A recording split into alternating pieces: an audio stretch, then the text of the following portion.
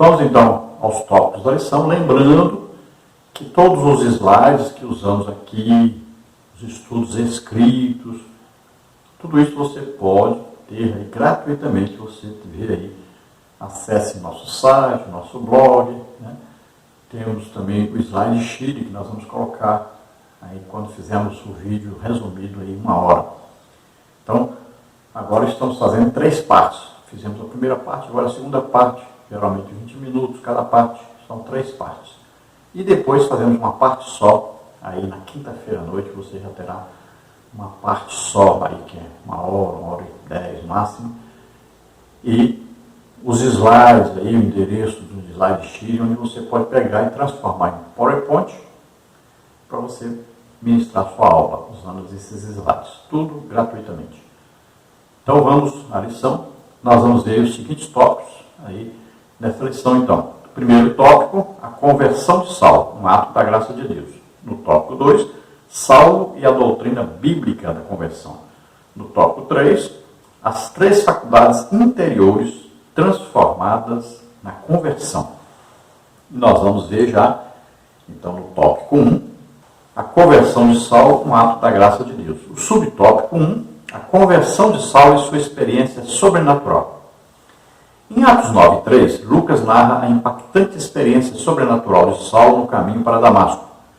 Surpreendido pelo resplendor do céu, mais forte que a luz do sol do meio-dia, o perseguidor da igreja caiu por terra e ficou cego.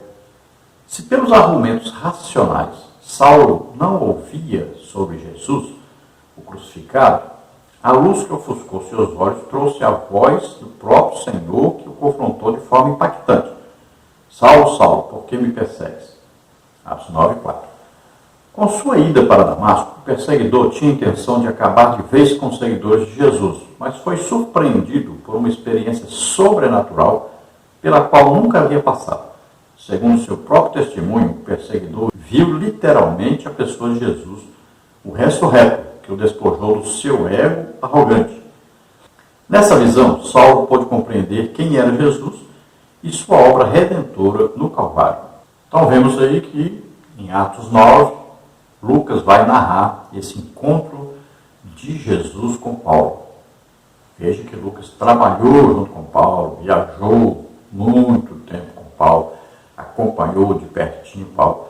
Então ele escreveu exatamente aquilo que Paulo lhe contou a respeito desse primeiro encontro que ele teve com Jesus. Então ele contou a respeito da sua conversão. Então teve um resplendor de luz, mais forte que a luz do sol. Então ali Paulo cai por terra e ele vai então falar e vai ouvir o próprio Jesus. Jesus estava ali, não era só a luz. Jesus estava ali. Paulo viu realmente Jesus. Falou realmente com Jesus, ouviu Jesus falando com ele. Foi um encontro pessoal. Então Jesus diz para ele, Saulo, Saulo, por que me persegues? Veja bem, falou o nome dele e repetiu. Assim como Jesus fez tantas vezes, né? Maria, Maria, Pedro, Pedro, e várias vezes, né? Nós vamos ver na Bíblia a repetição do nome da pessoa. Veja bem, ali Paulo viu que aquela pessoa que estava falando com ele sabia quem era ele, falou o nome dele, e ele reconheceu essa pessoa como sendo Jesus. Jesus disse, por que tu me persegues? Veja bem. Então, Paulo teve naquela hora a convicção de que ele estava realmente perseguindo Jesus Cristo. Aquele mesmo Jesus a que Estevão se referiu. Aquele mesmo Jesus, aquelas várias pessoas que Paulo açoitou, que fez blasfemar, que até conduziu à morte, todas aquelas pessoas estavam falando a respeito deste Jesus que ele estava vendo agora. Ele teve certeza disso.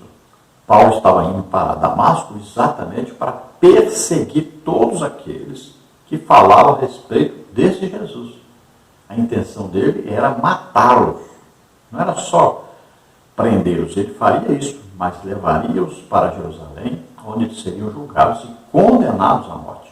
Esse era o desejo dele, de acabar com aquilo que ele achava que era uma seita. Então, no seu zelo religioso, ele achava que estava fazendo um favor para Deus. Então, agora ele tem um encontro pessoal com esse Jesus. E ele vê que ele estava perseguindo o próprio Deus. Estava perseguindo o Messias que tanto eles esperavam. Então agora ele vai entender que aquele ali é Jesus, o Messias prometido, que morreu na cruz conforme estava escrito na palavra de Deus e havia ressuscitado conforme estava escrito na palavra de Deus. Vamos então ao subtópico 2, a iniciativa de Jesus para transformar a mente de Saulo. O impacto da visão resplandecente no caminho para Damasco tomou Saulo de surpresa. Sob o efeito do sucesso em Jerusalém contra os seguidores de Jesus, imbuído de uma coragem irracional e bem relacionado com a casta sacerdotal, Saulo havia pedido carta branca das autoridades religiosas de Jerusalém para perseguir os seguidores de Jesus, com o mesmo rigor em Damasco. Entretanto, dada a dureza do coração de Saulo, o Senhor tomou a iniciativa de sacudir a sua estrutura física, psicológica e espiritual, agindo pessoalmente na sua direção. Então, Saulo nunca imaginaria que um dia tivesse um encontro pessoal com aquele a quem ele perseguia. Na verdade, ele perseguia os seguidores deste Jesus. Mas ele jamais imaginou em ter um encontro com esse Jesus. Para ele, Jesus foi um profeta, um pregador, um falso profeta, na verdade, que havia sido crucificado, morreu, foi sepultado. O resto aí era tudo mentira. Então, para ele era uma seita. Como é que ele vai se encontrar com uma pessoa que já morreu? Então, para ele foi uma grande surpresa. Ele ficou tonto mesmo, admirado, ficou mesmo estupefato, ficou assim que a vontade que dava é o quê? Morrer. Nessa hora o que dá vontade? De furar um buraco no chão e entrar lá dentro, tampar, ficar quietinho, com medo de morrer. Dá um medo terrível. Imagine você de repente perceber que estava querendo matar aquele que está na sua frente. Então Paulo demonstrava uma coragem terrível, um ímpeto terrível para perseguir os cristãos e matá-los. Mas de repente, cadê a coragem? Cadê a força? Ele agora estava tremendo, estava com medo de morrer. Ele estava agora diante daquele a quem ele perseguia, na verdade. E esse era todo poderoso, poderia matá-lo imediatamente, na hora que quisesse. Então Paulo tinha carta branca, poderia prender quem quisesse, podia perseguir os cristãos, podia matá-los, fazer o que quisesse. Ele tinha carta autorizando das autoridades humanas. Então ele se sentia o todo poderoso. E agora ele tem um encontro com aquele realmente que tinha todo o poder no céu e na terra. Ele teve um encontro pessoal com aquele que podia realmente fazer tudo o que quisesse. Sim. Então Jesus agora, nesse encontro pessoal com Saulo, ele vai mostrar a ele que é difícil, é duro, é impossível lutar contra ele. Ele vai se lembrar que Gamaliel tinha dito, se essa obra for de Deus, nós podemos ser encontrados lutando contra Deus. Ele viu que estava lutando contra Deus. Então ele vai ter uma transformação total. Nesse encontro existe uma conversão onde é mudado aí tudo. Né? A parte física, Paulo ficou cego.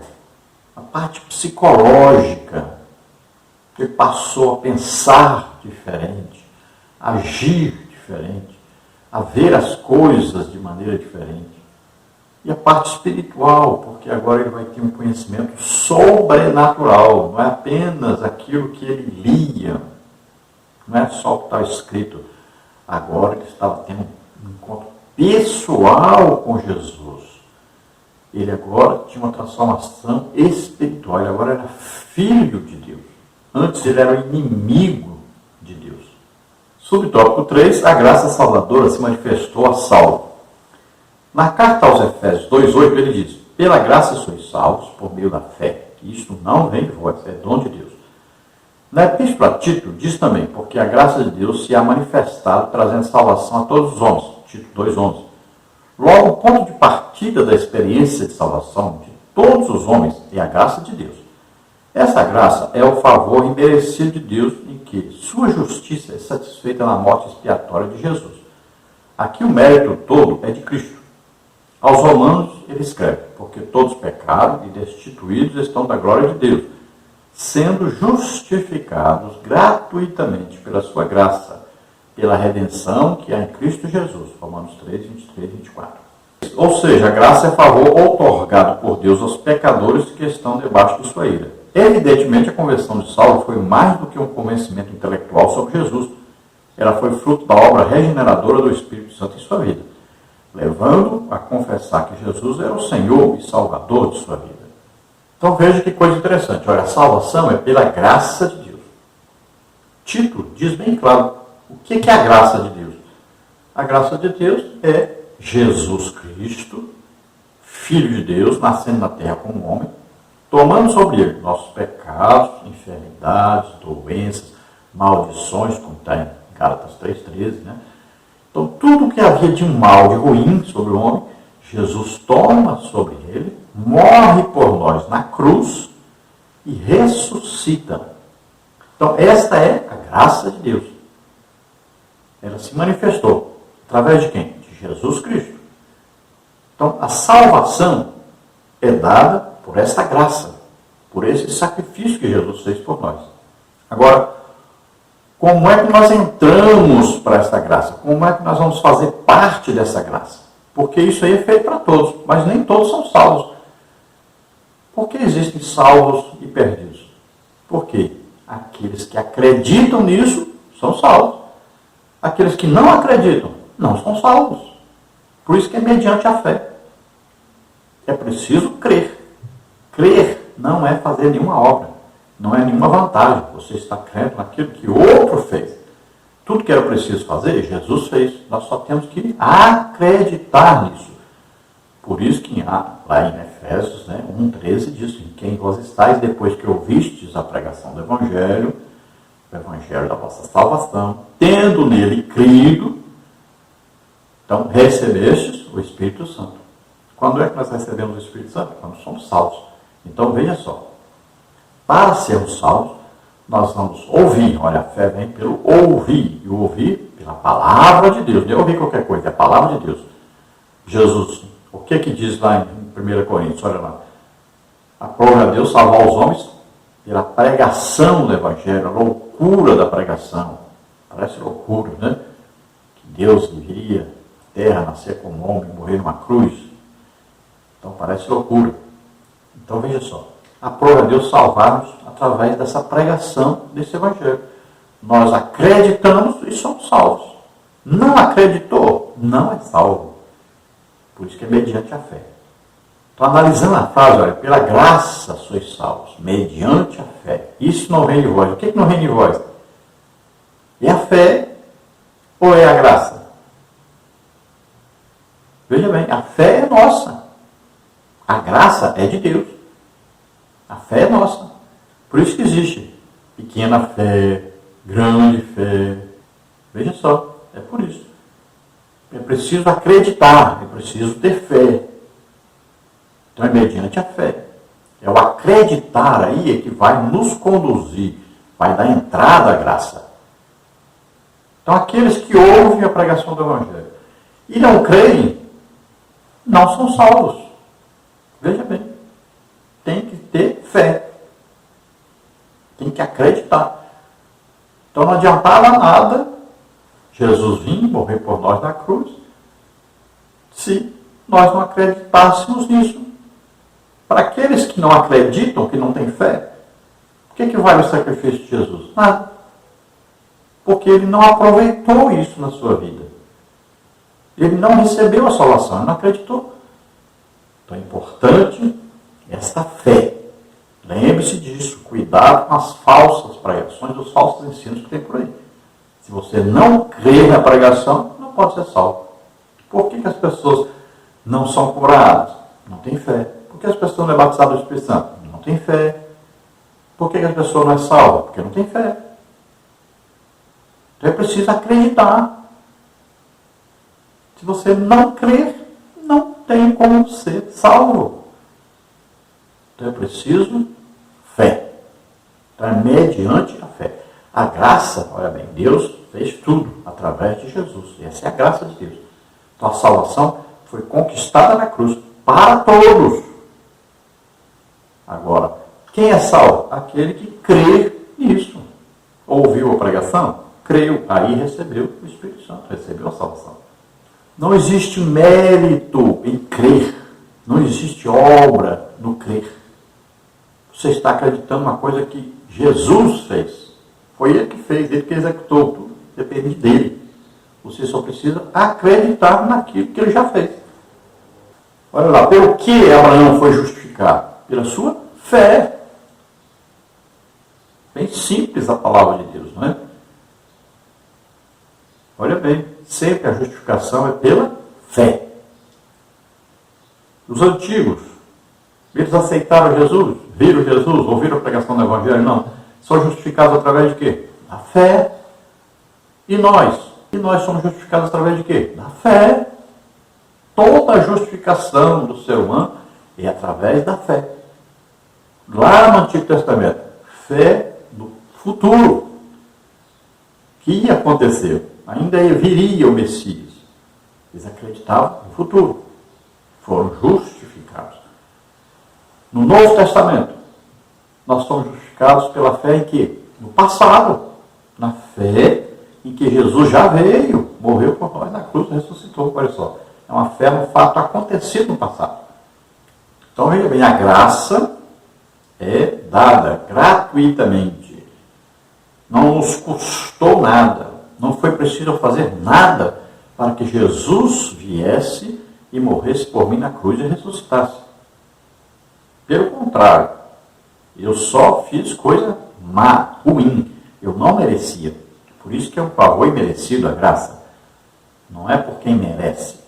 Então ele nos amou primeiro. Ele amou os pecadores. Ele veio morrer por pecadores. Então isso é graça. Agora eu preciso crer nisso. Senão, não consigo, não tem como ser salvo. Então Paulo ouviu o testemunho dos cristãos, principalmente de Estevão, teve um desejo de conhecer esse Jesus, teve um desejo de saber se realmente aquele Jesus era verdade que ele havia morrido e ressuscitado. Ele ficou com isso na cabeça, no coração. E aí o que acontece? Jesus se revela a ele imediatamente, ele reconhece Jesus como o Salvador, como Senhor. Tanto é que ele já chama Jesus de Senhor imediatamente. Ele sabe que aquele ali é o Jesus que ele está perseguindo, é o Jesus de Estevão, é o Jesus de todos os cristãos que ele conduziu à morte. Então, neste momento, ele é salvo, ele recebe o Espírito Santo. Aí depois é que ele vai ser batizado nas águas, depois que ele é batizado com o Espírito Santo. Depois. Mas neste momento, existe ali a conversão, ele já é salvo, ele já recebe o Espírito Santo imediatamente, naquele momento que ele reconhece ele Jesus como seu Salvador, como seu Senhor. No tópico 2, nós temos aí salvo e a doutrina bíblica da conversão. Subtópico 1, a conversão começa no arrependimento. A palavra arrepender-se no grego bíblico é metanoeo, que significa pensar de maneira diferente, sentir remorso, uma disposição interior para mudar. No Novo Testamento, arrepender-se traz a ideia de tristeza pelos próprios pecados, acompanhada de um desejo de corrigir o rumo. É a mudança na mente que induz a correção de caráter e de conduta moral, Atos 3,19. É a contrição do coração, o desejo de mudar de atitude quanto ao comportamento da vida cotidiana, Lucas 15,10. Isso é obra do Espírito Santo, João 16, 7, 8. Portanto, a conversão é uma parte do processo de salvação do pecador. Ela assinala o início do despojamento do velho homem, Efésios 4, 22, e aponta para o revestimento do novo homem, Efésios 4, 24. Então veja, quando você ouve o Evangelho, a palavra de Deus, e você crer nisso, você abre o coração para Deus nesse momento, que acontece? O Espírito Santo vem convencer do pecado, da justiça e do juízo.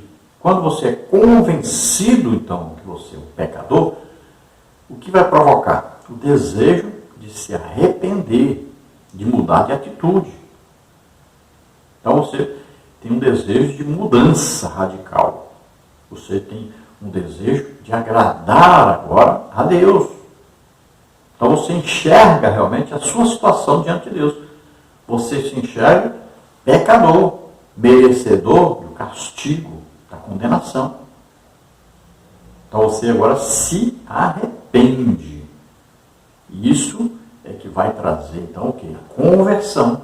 É preciso haver arrependimento. Aí, quando você se arrepende, você imediatamente vai fazer o quê? Pedir perdão. O seu desejo agora é conseguir o perdão.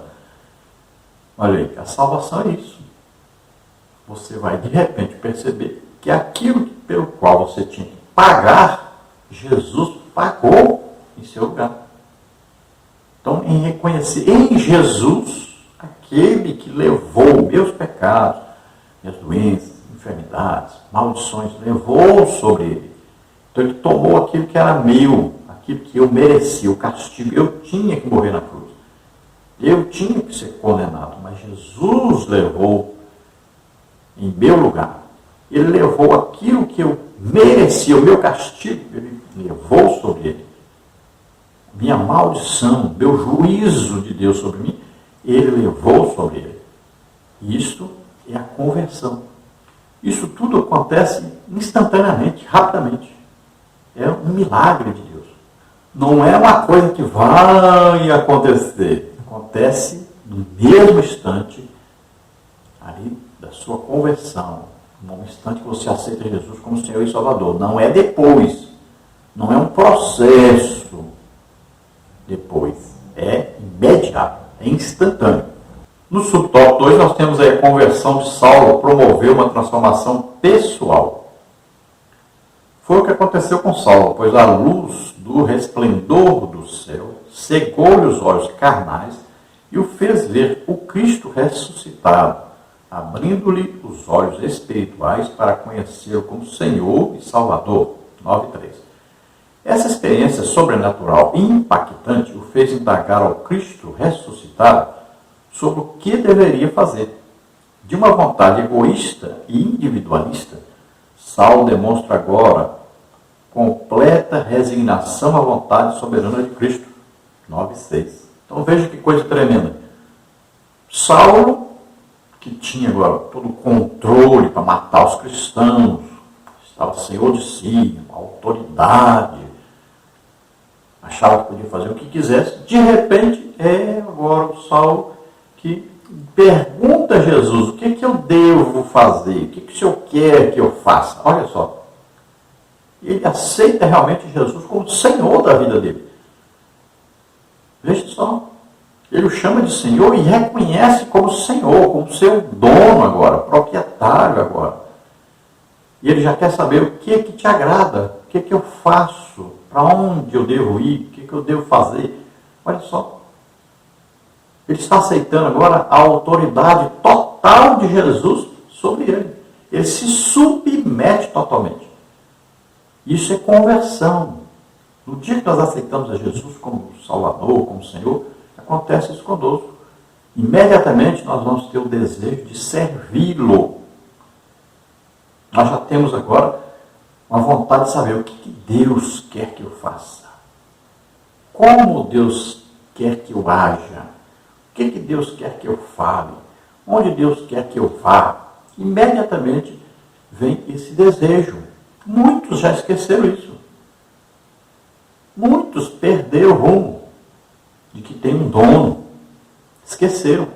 Tem gente aí que é evangélico, diz que é crente, que é salvo, mas diz eu sou dono do meu corpo, né? As mulheres dizem eu sou dona do meu corpo, eu não quero filho agora. Ah, eu sou dono da minha vida, vou comprar isso, vou fazer isso, vou viajar ali e tal. Então acha-se dono, mas nós pertencemos a Deus. Jesus é o nosso Senhor, é proprietário, é dono, comprou e pagou com sangue. Veja bem, nós temos dono. Então nós fazemos aquilo que agrada ao nosso dono. Falamos aquilo que agrada ao nosso dono. Nos vestimos de acordo com aquilo que agrada ao nosso dono. Agimos de acordo com aquilo que agrada a ele. Veja bem, nós vamos onde ele quer, onde ele manda. Então somos submissos. Toda a nossa vida devemos nos lembrar disso.